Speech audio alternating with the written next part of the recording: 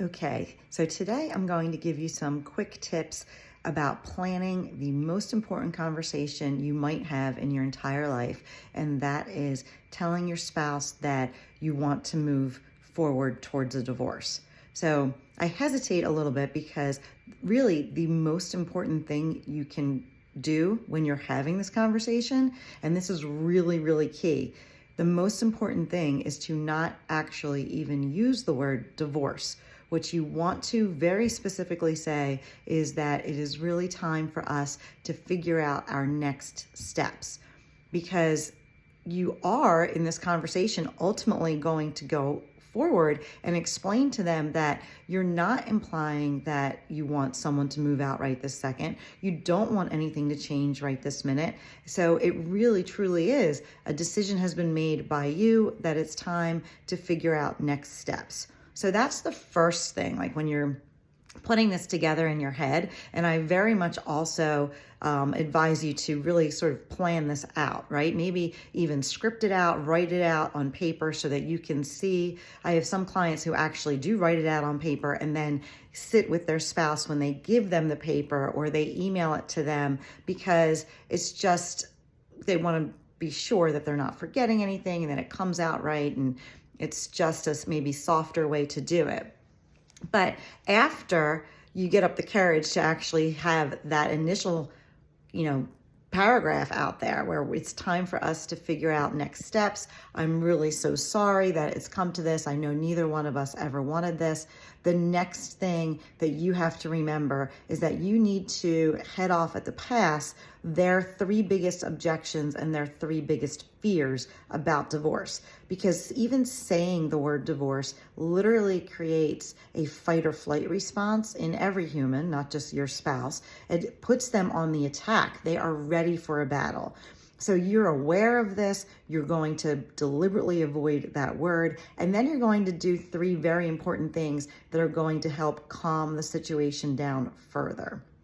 So the first thing you're going to do is to alleviate their subconscious fear of failure by, really looking like a failure, by making this conversation about you and about the future. So you're going to say, I've really decided that in order for us to both be healthy and happy as we move forward into whatever stage of life you're in, that it's really important, I think, that we actually are in two households, or that we figure out what it looks like to live more separately, because neither one of us are fully happy in this situation.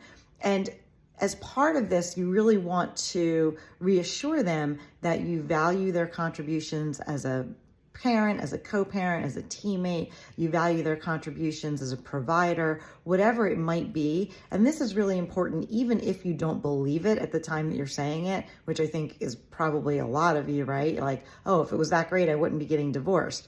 But again, you have to be thinking that your spouse really was doing the best that they were able to with like kind of the tools that they had. But if that's true, right, they're doing the best that they can, and you are still unfulfilled, they're still clearly unhappy, then it's just more evidence or data to show that the two of you would be happier in separate places. And your kids deserve the best version of you, and you each deserve to be fully happy. It's like a human right, okay? So you're thinking through this conversation and the way this is going to go. So you're not talking about divorce. You're doing everything you can to alleviate the subconscious fear of failure by focusing on the future and building something healthy, not looking towards the past and making them feel like they need to shift blame to you, right? Because that's what, when we say we want a divorce, the spouse automatically interprets that as, I'm a failure, I'm a bad husband, a bad wife, whatever. So you're shifting it forward. So the second fear that you want to alleviate is the fear that you're going to lose your family, or you're going to have limited contact with your children. So really, like, the second paragraph unfolds to talk about, hey, when we are moving forward, I have a vision of us as fabulous grandparents, as attending family functions. Our kids need both of us. And even if your kids are grown, this is still absolutely important, because nobody wants to have to deal with fractured family gatherings, right? Or, occasions that should be healthy and happy that are now stressful and tense. And that's really not, it's detrimental to everybody, even your future grandchildren that aren't born yet. And so moving forward with a divorce process that avoids that doesn't actually make your situation worse because the process itself is so toxic, avoiding that is actually a huge gift even to future generations. So in this second paragraph, you're literally talking about your vision for, standing together at soccer games or walking your daughter down the aisle or whatever it might be. But again, painting a positive future for all of you. And if your kids are younger, then you're really stressing that you want those children to be seeing both of you as frequently as possible. And we can even normalize this further, and we can still do Sunday dinners together or Friday night game nights, at least in the short term, right? So you want to throw that out there and say you're open to whatever those possibilities or circumstances look like.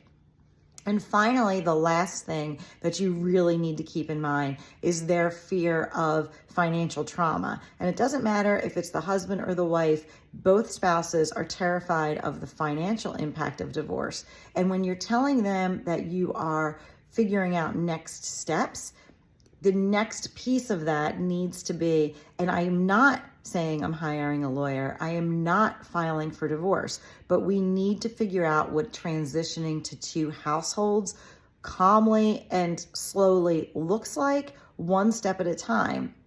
And so by saying you're not hiring a lawyer, you're immediately resolving their fear of, oh my God, where am I going to get the money for one, right? So that's got to be a huge relief. You also want to say that you intend to use all the resources that you can muster to figure out as much of this as you can between the two of you, that unless there are significant questions, that you refer to an expert who would be somebody like Family Transitions or a lawyer, that would be your last resort, because they tend to kind of hijack your intentions and your process.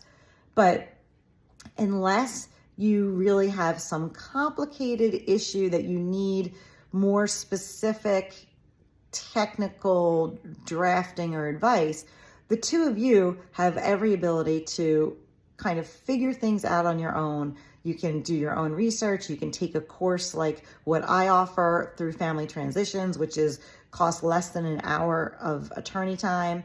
So for $500, you could literally have all the information you need to figure out your divorce. But telling them that you intend to maintain control of the situation yourself also alleviates this fear of losing control of your life. You're not going to have lawyers and courts hijack your life and your decisions. So that financial piece really has a twofold benefit, because you're maintaining control and you're not hemorrhaging money to lawyers and courts. That's really important. And the second part of that conversation in that last paragraph is really stressing, and this is sincere, that you don't want anything to change right this second. You are not saying that either one of you needs to move out. You're saying that we need to start looking at the finances to figure out what that even looks like, how we can make that happen. And what you'll find when you, after this conversation is over, you have to stay consistent and actually move forward to do these things, or they'll be sucking you back into a toxic status quo and expect you to kick the can down the road even further. But what you'll find is that when you actually start trying to figure out those budgets and what that asset distribution looks like, is that the pieces actually fall into place very quickly. And you'll both realize what that post-separation budget, if we're going to actually move into two households, what that looks like. And the most important piece of all of this is keeping in mind that what your goal is to set out your intentions, really turn a page for your relationship and what your future is going to look like, and maintain an atmosphere of calm. After you tell them, you have to stay consistent with your message. You cannot start getting, you can't get angry and start screaming, I'm getting a divorce and I'm hiring a lawyer. If they freak out, you just need to disengage. They're going to need time to process this. So Trust me, I know some of this sounds very unconventional, and that is on purpose because your goal is to create an unconventional divorce process. So that means you have to change everything about it, including the very first conversation. Okay, so let me know if you have any questions. You can always schedule a session just to script out this conversation, or if you're more interested in a deeper level of support, we can talk about what that looks like too. But don't hesitate to reach out. You know how to find us. Just click the link in the bio.